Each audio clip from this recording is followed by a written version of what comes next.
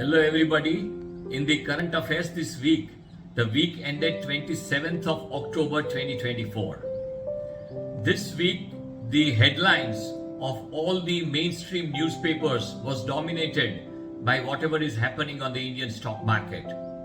The Nifty 50 this week went down by around 3%, mid-cap Nifty went down by around 5%, and Nifty small cap went down by around 7%.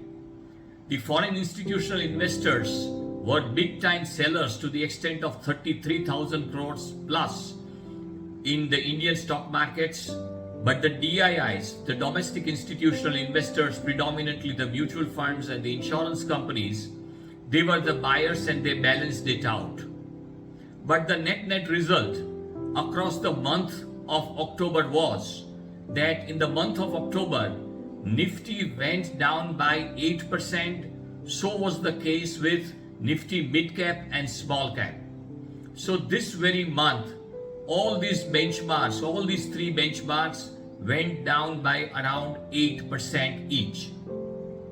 While as in comparison to this, in China, the various benchmarks which went up just in 1 month range from 18% to 23%. So 18% to 23% was the gain in the Chinese benchmarks in just 1 month.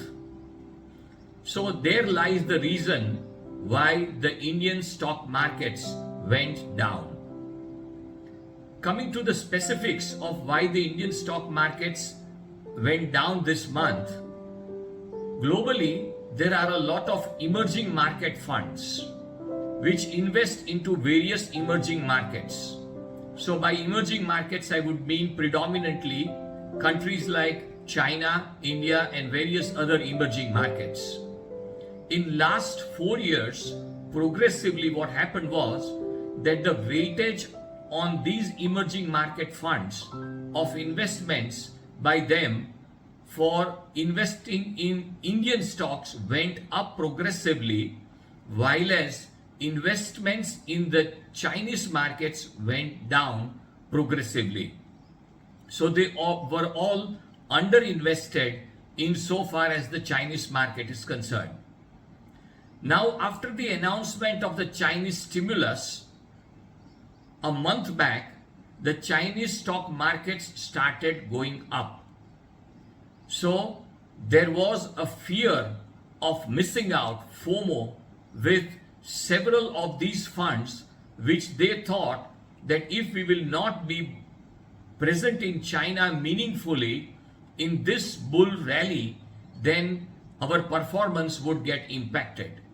So the simple thing which all these tactical fund managers of these emerging market funds did was that they sold Indian equities which were on the valuation basis on a higher side and bought the Chinese stocks. But according to major analysts, this is a tactical trade rather than a structural trade. And there was a piece of information in some quarters that FIIs are leaving India. Well, the statistics suggest that it is purely a tactical trade. The reason is that the investments of foreign institutional investors in India is to the extent of 900 billion US dollars. While as the selling which has happened in last 1 month, which is the month of October, is just $12 billion. So it is 1.5%, 1.5% of the total investments which the FIIs have in India.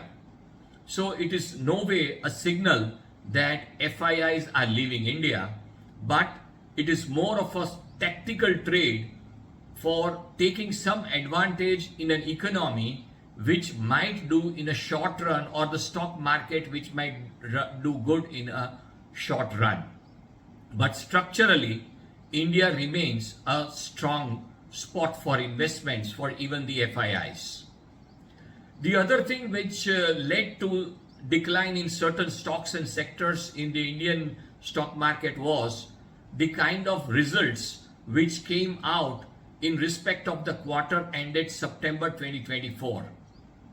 The long rainy season which India witnessed, the change in the timings of the festive season, and last but not the least, that there is a lot of investment or disposable incomes which are going to investment in the stock market, and that has impacted a lot of demand for industries like auto, discretionary consumption, and on account of that, there were certain companies, especially in the auto sector and the FMCG sector, which said that demand for their products is on a little slower pace or not in sync with what the market was expecting.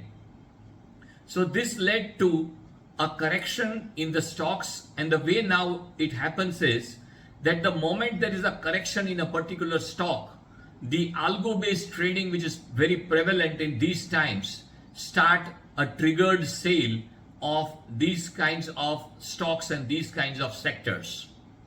So this were by and large the reason why the Indian stock market went down. But the structural story insofar as India is concerned remains intact, and India remains a strong spot insofar as the economy and the structural demand is concerned, which is the assessment of RBI. The US elections are now round the corner. The elections will be held on 5th of November, and the new government will take charge on 20th of January of 2025. Democrats are already in power, so maybe if the new administration comes with a new president, it is not going to make a big difference insofar as the policy is concerned. Maybe at a personal level there could be some changes. But if Republicans come to power, it is expected that the first and foremost thing which they might do is that they would not participate in conflicts which US has been participating across the world, and they would bring end to several conflicts which are backed by the US, which are ongoing at the present times. It is expected that the taxes would be lowered, tariffs would be increased against the Chinese as well as the balanced part of the world. It is expected that shale gas production in the US might restart. Alternative energy might get a lesser support in the new administration. But these are the things which are being talked about. But increasing tariffs against the world at large without increasing the production locally in the US, it might hurt the US economy by way of inflation. So if the new administration comes, there could be some kind of changes, but then it is to be seen how deep those changes are and how long-term sustained those changes are. Next week is going to be the Diwali week, and wish you all the best for the festive season. Thank you. That is all for this week.